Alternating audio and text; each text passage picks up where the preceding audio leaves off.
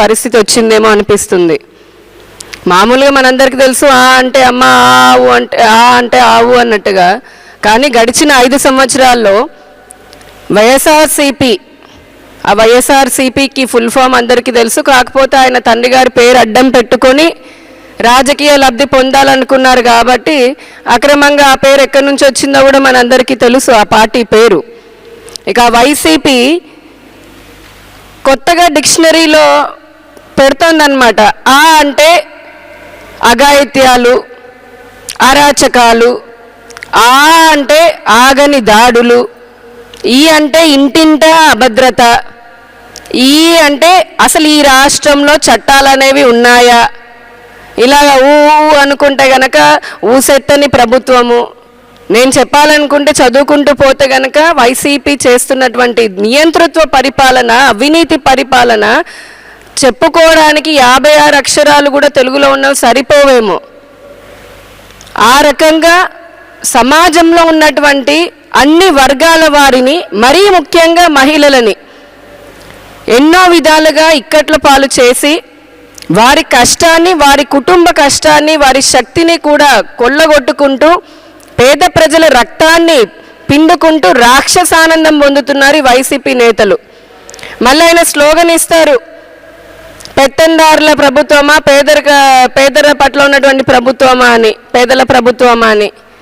పేదల ప్రభుత్వమా అని ఒకప్పుడు అనుకున్నారు కాబట్టి 2019కి ముందు మీరు 3 సంవత్సరాలు చేసిన పాదయాత్రలో చూసి ప్రతి గల్లీలో ప్రతి జిల్లాకు వెళ్ళి 35 హామీలు ఇచ్చుకుంటూ అందరికీ నేను వస్తే గనక నేనున్నాను, నేను విన్నాను అని చెప్పారు. నిజంగానే జనాలు నమ్మారు. కాకపోతే ఆ రోజున జగన్మోహన్ రెడ్డి గారు మనసులో ఒకటి అనుకున్నారు, అది బయటికి చెప్పలేదు. ఏంటి, నేను చూశాను అని.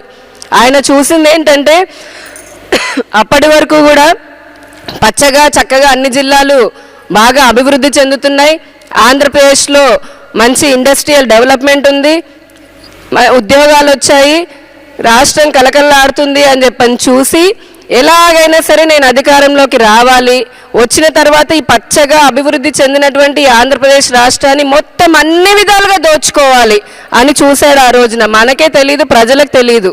కేవలం ఆ 2 ముక్కలు నేను ఉన్నాను, నేను విన్నాను మటుకే బయటికి చెప్పాడు. ఆ 5 సంవత్సరాలు మీరు చూడండి, ఇసుక దగ్గర నుంచి మొదలు పెడితే ఆయన ప్రభుత్వం వచ్చినప్పటి నుంచి ఇసుకని సామాన్య ప్రజలకు అందనీయకుండా చేసి 40 లక్షల మంది పైగా భవన నిర్మాణ కార్మికులు పొట్టగొట్టారు. అందులో లక్షలాది మంది మహిళలు ఉన్నారు.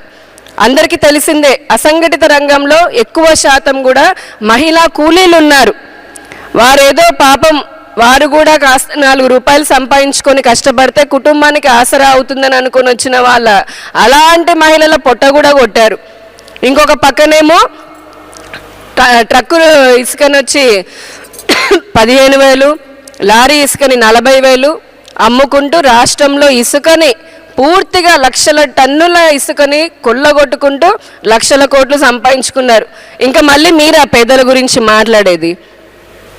ఇంకో పక్క దేశంలో మోదీ గారిని చూస్తే రాష్ట్రపతి గారు, అలాగే కేంద్ర మంత్రులు, గవర్నర్లు ఇప్పటి వరకు కూడా స్వతంత్ర భారతావనిలో మహిళలకు అవకాశం లేనటువంటి డిఫెన్స్, స్పేస్, అలాగే బిజినెస్లలో కూడా డైరెక్టర్ల లాగా అన్ని రంగాల్లో కూడా మహిళలని అత్యున్నత స్థాయిలో ఆయన కూర్చోపెడుతూ ఉంటే ఈ రాష్ట్రంలో ఏం జరుగుతుంది?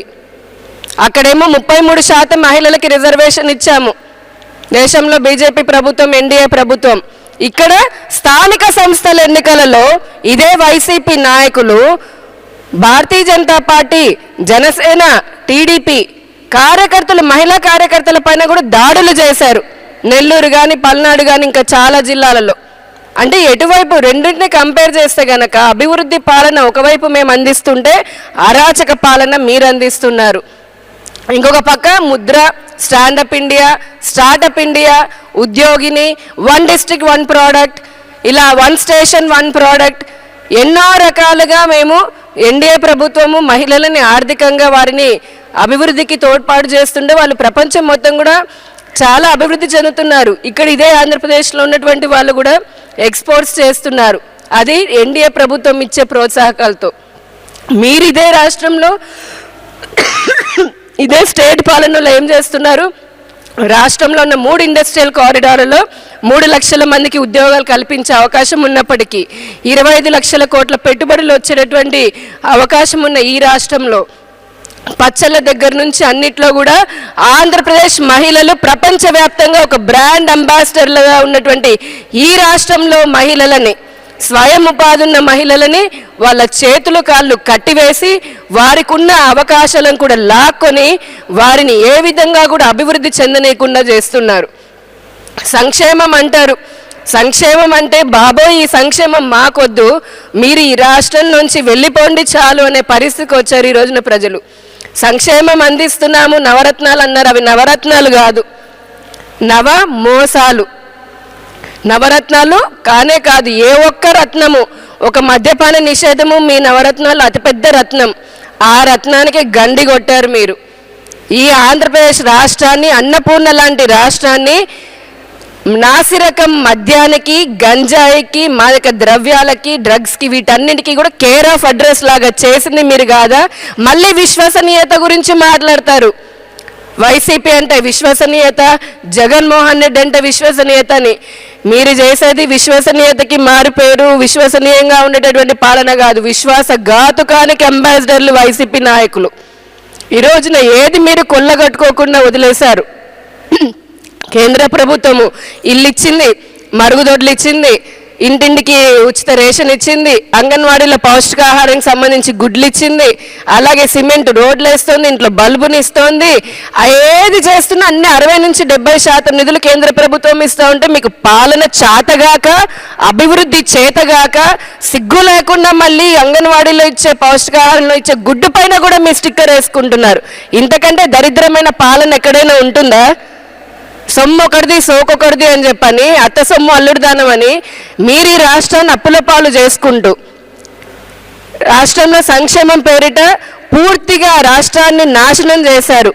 ఇంకొక పక్క మహిళల గురించి చూద్దాము. ఆర్థికంగా మీరు చేసింది ఏమిటి? ఏమీ లేదు. చేయూత అన్నారు, డైరెక్ట్గా బ్యాంక్ అకౌంట్లో డబ్బులు వేస్తున్నామన్నారు. ఆకలిగా ఉన్న వాడికి ఆ పూటకి అన్నం పెడితే సరిపోతుంది అని చెప్పని అన్నం పెడుతూనే ఆ అన్నంతో రాజకీయ లబ్ధి పొందుతున్నారు, ఓట్ల కోసం పొందాలని. నేను మళ్ళీ సంక్షేమం అని మాట్లాడుతున్నారు. రోజు అన్నం ఎవరు పెడతారు? పేదలు నిజంగా వారి ఆకలి తీర్చాలి అంటే వారికి శాశ్వతంగా ఉపాధి అవకాశాలు కల్పించాలి. అది మేము ఎన్డీఏ ప్రభుత్వం చేస్తున్నాము. మీరు మటుకు ఈ రోజున పేదవాడి చేతిలో ఉన్న అన్నం ముద్దను కూడా లాక్కుంటున్నారు. మహిళల భద్రతకి సంబంధించి ఇప్పటి వరకు ఇందాక చెప్పారు కీర్తన గారు, ఏ విధంగా గడిచిన 5 సంవత్సరాల్లో ఈ రాష్ట్రంలో మహిళల పైన అత్యాచారాలు జరుగుతున్నాయి. అసలు అంతెందుకు 2 సార్లు మహిళా హోంమంత్రిని పెట్టారు. ఈ మహిళా హోంమంత్రి వాళ్ళు అంతకుముందు ఉన్నావిడ, ఇప్పుడున్నావిడ ఇద్దరు రబ్బర్ స్టాంప్ డమ్మీలు తప్పితే కనీసం ఈ రాష్ట్రంలో ఒక మహిళా హోంమంత్రి ఉందని చెప్పని ఎవరికైనా తెలిసే పరిస్థితి ఉందా? ఆ రోజు ఒక్కరోజైనా సరే ఒక మీటింగ్ కానీ లేదంటే ప్రజలతోటి, సంఘాలతో ఎవరితోటైనా మాట్లాడారా? చర్యలు తీసుకున్నారా? పోలీసు లాంటి వ్యవస్థలను కూడా, చాలా వ్యవస్థలని వారి చెప్పు చేతుల్లో పెట్టుకొని అక్రమంగా పరిపాలన చేస్తూ దోచుకుంటున్నారు. మేము అడుగుతున్నాం, ఇక్కడ మిస్సింగ్ అయినటువంటి కేసులు ఉన్నాయి, అఘాయిత్యాలు జరుగుతున్నటువంటి కేసులు ఉన్నాయి. ఎంతమందికి పోక్సో చట్టం కింద మీరు కేసులు నమోదు చేశారు? శ్వేతపత్రం విడుదల చేసేటటువంటి దమ్ము ధైర్యం ఇదే జగన్మోహన్ రెడ్డి గారి పాలకులకుందా? ఈ పోలీసు వ్యవస్థకుందా? మళ్ళీ డీజీపీ గారు వచ్చి మాట్లాడతారు, లెక్కలిస్తారు, చాలా మంది వచ్చామని. దానికి ఆథెంటిసిటీ ఏది? మిగిలిపోయిన వారు ఎక్కడున్నారు?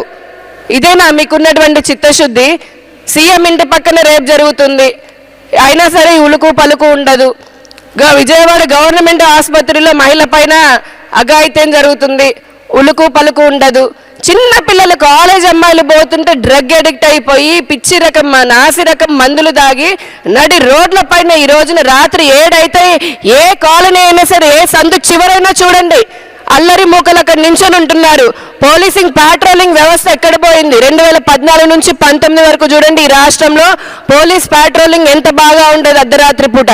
ఈ రోజు ఎక్కడ పోయింది మరి ఆ పాట్రోలింగ్ వ్యవస్థ? మీరు ఇచ్చి అమలు చేయనటువంటి ఆ మద్యపాన నిషేధం హామీ ఏదైతే ఉందో అది కారణం కాదా ఈ రోజున మహిళల పట్ల జరుగుతున్నటువంటి అఘాయిత్యాలకి? కాదని చెప్పేటటువంటి ధైర్యం ఉందా అండి మీ వైసీపీ ప్రభుత్వానికి?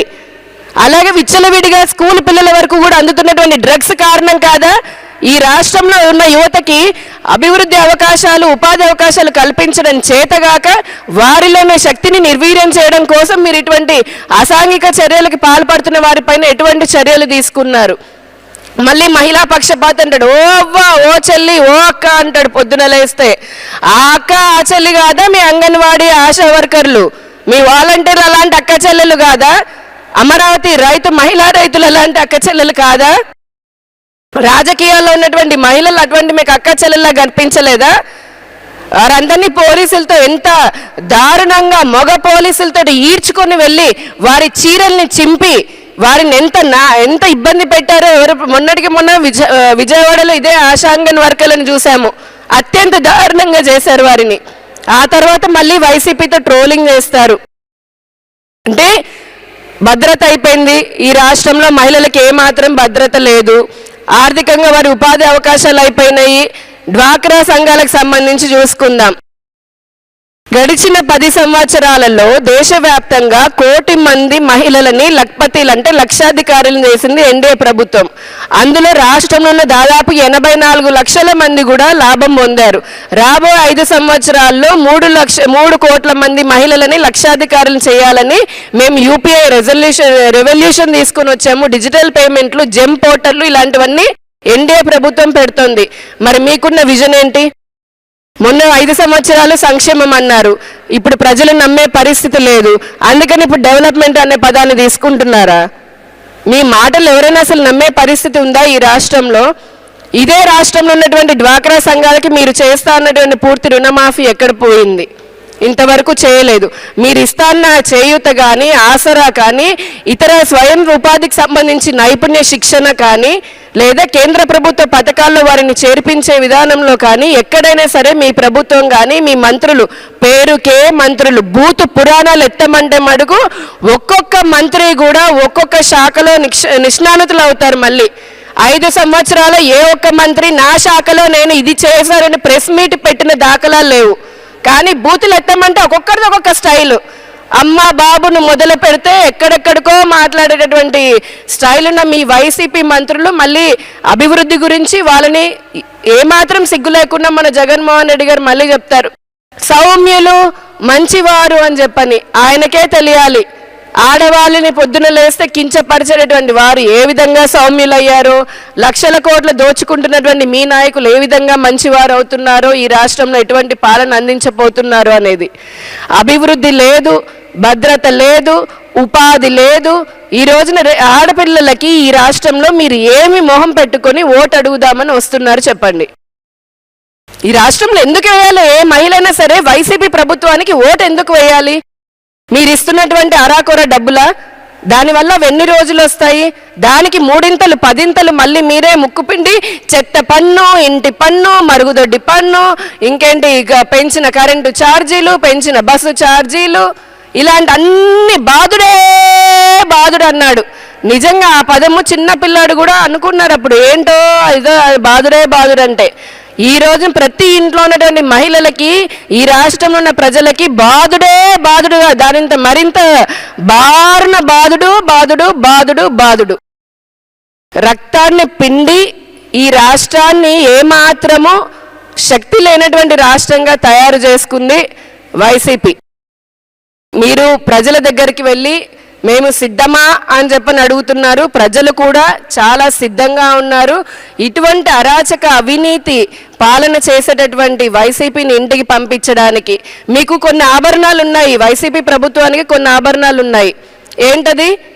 అరాచకం, నియంతృత్వం, విడగొట్టడం, చెడగొట్టడం, దాడులు చేయడం, అవసరం వస్తే అడ్డం వస్తే వారిపైన అక్రమంగా పోలీస్ కేసులు పెట్టడం, లేదా అత్యంత చావుకి దగ్గరలాగా వాళ్ళని చితకబాదడం, ఇటువంటివన్నీ కూడా మీ ఆభరణాలు. ఇంత మంచి ఆభరణాలు వేసుకొని మీరు ప్రజల్లోకి వస్తూ ఉంటే ఆ ప్రజలు అనుకుంటున్నారు గడప గడపకి వచ్చారు కదా, మీకు ఎటువంటి బుద్ధి చెప్పాలో మేము ఎదురు చూస్తున్నామని ప్రజలు కూడా మే 13వ తారీఖు వరకు ఎదురు చూస్తున్నారు. వికసిత భారత్ వర్సెస్ వినాశన ఆంధ్రప్రదేశ్.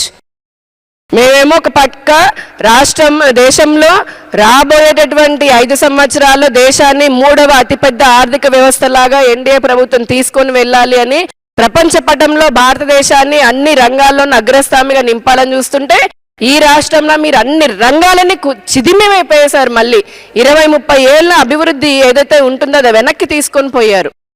కాబట్టి ఏమాత్రము మీకు ఎటువంటి అర్హత లేదు. ప్రజల ముందుకు వెళ్ళడానికి ఏమాత్రం అర్హత లేనటువంటి పార్టీ నాయకులు ఎవరైనా ఉన్నారంటే అది కేవలం వైసీపీ పార్టీ వారు. సిద్ధంగా ఉన్నారు ప్రజలు కూడా. మహిళలు ముఖ్యంగా డిసైడ్ అయిపోయారు ఆల్రెడీ.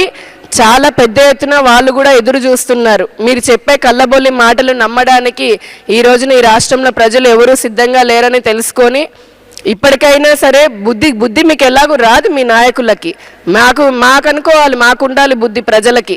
మీకు ఏదైనా మార్పు వస్తుందేమో అని. మీకు ఎలాగూ మార్పు రాదు కాబట్టి మేమే మారి, ప్రజలందరూ మారి మంచి వికసిత ఆంధ్రప్రదేశ్ని, అంటే అన్ని రంగాల్లోనూ అభివృద్ధి చెందిన ఆంధ్రప్రదేశ్ని, మంచి సంక్షేమాన్ని ప్రజల యొక్క చిట్ట చివరి ప్రజల వరకు ప్రతి ఇంటికి అందచేసే విధంగా రాబోయే కాలంలో ఎన్డీఏ కూటమిని మీరు ఆమోదించాలని చెప్పని, అలాగే మీ ఆశీస్సులు అందించాలి అని చెప్పని కోరుకుంటూ, భారతదేశాన్ని అభివృద్ధిలో చూడాలి అని అనుకుంటే దాంట్లో ఆంధ్రప్రదేశ్ అభివృద్ధి చెందడం కూడా చాలా ముఖ్యం. కాబట్టి ప్రతి ఒక్కరూ కూడా ఆలోచించుకొని ఏది ఇప్పుడు మళ్ళీ మనకు 5 సంవత్సరాల వరకు మన చేతిలో ఏమి ఉంటే బాగుంటుంది, ఎటువంటి పాలన ఉంటే బాగుంటుందో 2014 నుంచి 19 వరకు మీరు ఆల్రెడీ చూశారు.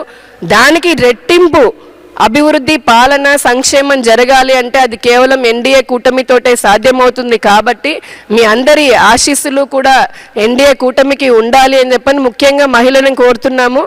అన్ని రంగాల్లో ఉన్న మహిళలు మనము ఆది పరాశక్తుల్లాగా అభివృద్ధి చెందాలి అంటే అది ఎన్డీఏ కూటమి ద్వారానే సాధ్యమవుతుంది. కాబట్టి మీ ఆశీస్సులు కూడా అందించాలని చెప్పని మనస్ఫూర్తిగా కోరుకుంటూ ధన్యవాదాలు. అందరికీ